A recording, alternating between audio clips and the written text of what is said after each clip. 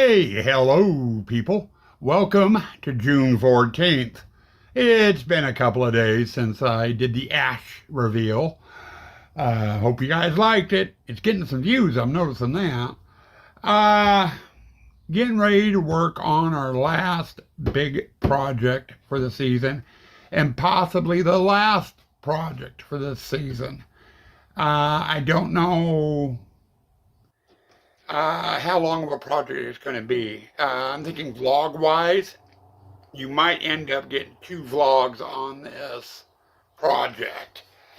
But let's go like this. This is my Jack-in-the-Box Mac. I haven't used it the last year. I didn't use it last year. I don't think I used it the year before either. But it needs some definite maintenance and repaired. This piece here is out there, one of the legs. The hinge broke on it, and the hinge is in the process of breaking on that leg. So I'm going to take them off, clean them up, and redo the hinges on them. Weld it back on. Also, the neck is starting to get a little loose. So, it's wobbling. So I'm going to go through, tighten up all the nuts, all the bolts on it, and get that done. Then I am thinking we are going to do a alteration on it. I am thinking about cutting off the rib cage and shoulders here and adding an extension onto it. So it goes up another 3 or 4 feet high. And redoing the arms as well. So we're going to take a look at doing that. Once I get this figured out, and Swan's not happy, we're going to go down by cloth. And we're going to have to remake the costume because the existing costume won't fit if I extend the chest and stuff up. So we are going to sit here and play around with things a little bit. I'll get my neck done. Swan will do the new costume. And then once that's done, I got the other half of the project. And that might be a separate vlog. The cage this guy sits in needs maintenance, repair, and a repaint to it. So I'm going to have to drag all the pieces in, get it disassembled, repair what needs to be repaired, give everything a good sanding, and then go through and repaint everything. If not, totally remake. So we're going to have some fun. So, this one's a long project, I think. The mech itself will probably take a day or two. I got to get all the pool noodles and stuff off of it and get it disassembled and figure out what needs to be repaired and what doesn't and get it all working right again. So, that's what we are working on, folks. Okie dokie. It's about 3:15. I'm calling it quits. It's 91 degrees outside. It's 86 degrees here in my shop. And since I'm over hot metal welding, it's even hotter than that. And I just want to get away from the heat for a while. I mean, there's no need to push it. I got plenty of time. And this is going fairly quick. But we started out this morning going through doing some cleanup. We got all the old pool noodles and stuff off. Then we got the legs repaired, and I've got a little bit more work on the legs I think I'm going to do. Down there, you see that piece of flat metal? It's supposed to catch the end of the feet and act as a guide to guide the feet back in. It's never really worked right. They're too short. So I think I've got some more of the wider stock up in the rafters. I'm going to cut out a piece and replace them on both sides so it's a longer track for the legs to run on. I've got that to do, and we got the legs done. And now, let's see here and get that out. This was the top part of the original mech. We went and added 3 feet of piping to raise this up 3 feet.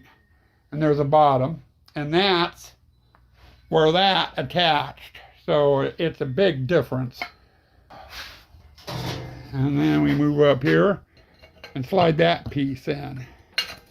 Now I built this on purpose to be in 3 pieces. The main mech, and then we'll have the torso part, and then the head part. I wanted to be able to break it down simply for moving it around in storage.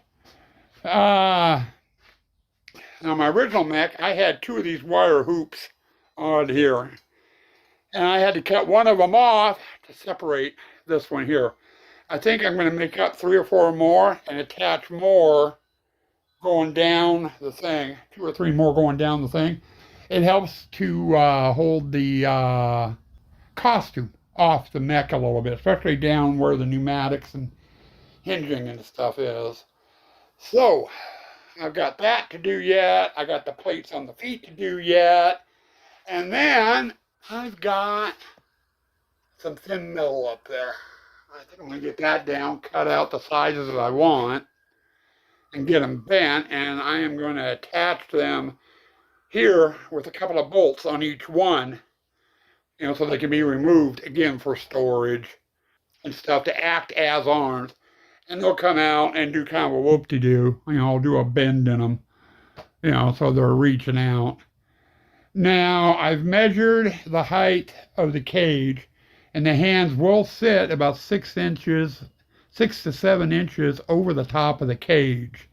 And when this thing goes all the way up, the head here is about 2 inches away from the door up there, 2 or 3 inches. So it's probably a good 7.5 to 8 feet up. So when this thing starts doing its bobbing, backing out, I shouldn't hit anybody, I hope. But I want it to come out over the cage. The other version, the original version, just has some hands on chains that droop down and hooked onto the cage. This one's going to be reaching for people. So we're going to see how that works. But I'll come out tomorrow, I'll do that. The plates on the feet, I'll do the rib cage, and then we'll get the arms and stuff cut. And well, I have been neglecting to grab the camera and videoing anything. Kind of hard to do a vlog when you aren't filming anything for the vlog. But we got out here yesterday, and I should state I have not been working on this every day. I've been going slow and easy. This is effectively my last major project. And it's the middle of June, and I've got until about the 20th of August to get this done. So plenty of time. Well, Sue Ann wants me to get this stage of it done because we gotta go down and get fabric. She's gotta do a costume on this damn thing. But we got out here yesterday, and I got the arms attached.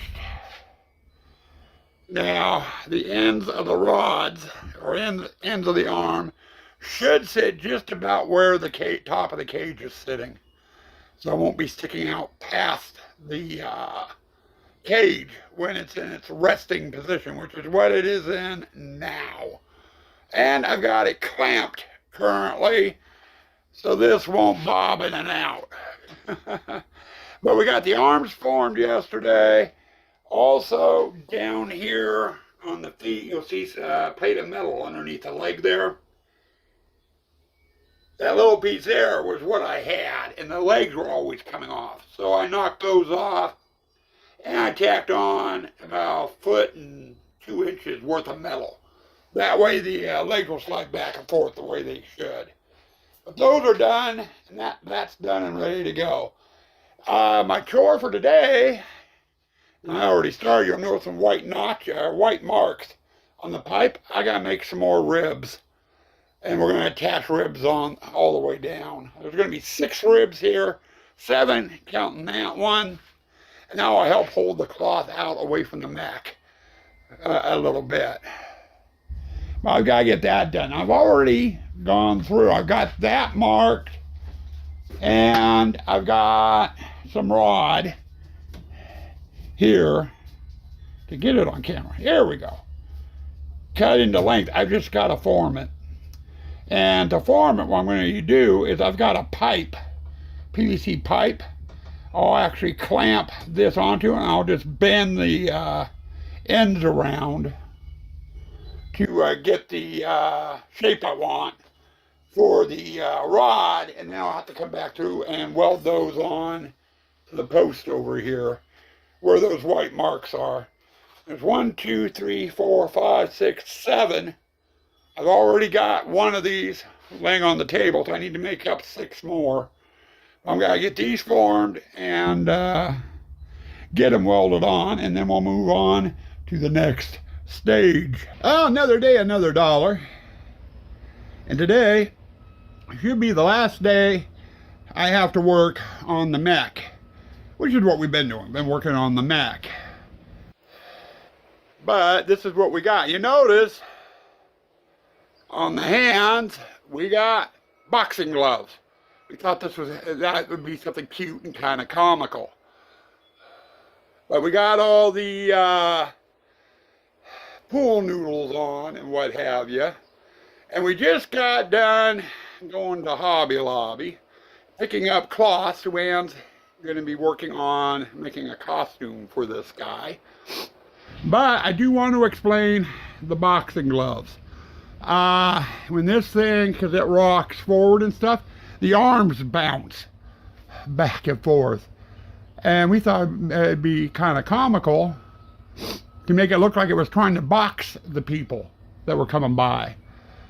You know, so we thought of that, but I was also thinking too,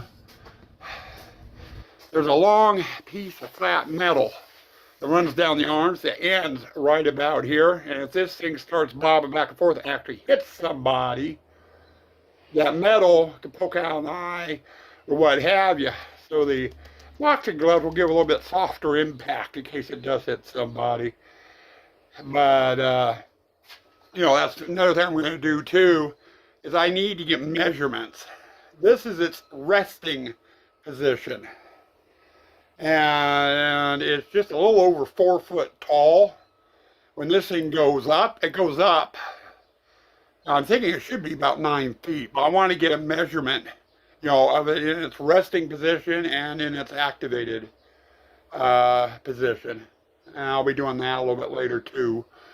But for right now, what I need to do is, you'll see the hosing down there. I gotta get that hooked up. We gotta get this totally set up mechanical wise and do some test firing. I want to make sure the mech is going to work with the extension and everything else, because I had everything set to work with a shorter trunk. I mean, you know, it used to sit up right about here, and now it's, you know, going up that height. So I need to make sure the piston's going to work fine, and then I got the piston for the rocking back and forth.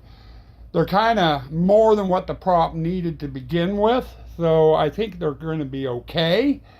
But, you know, I want to test fire it and stuff. And you might get some video of that, too. But for, my problem is I can't do it in the shop because of the height this thing goes up. So I'm going to have to disassemble it. I'm going to move it out onto the patio. We'll reassemble it, which won't take long. And then we'll get the plumbing done, and then we'll hook the pneumatics up and test the pneumatics and everything, and see how things go. And when I get into the testing phase, I'll put this the cell phone camera up in the tripod, and you'll get some footage of it.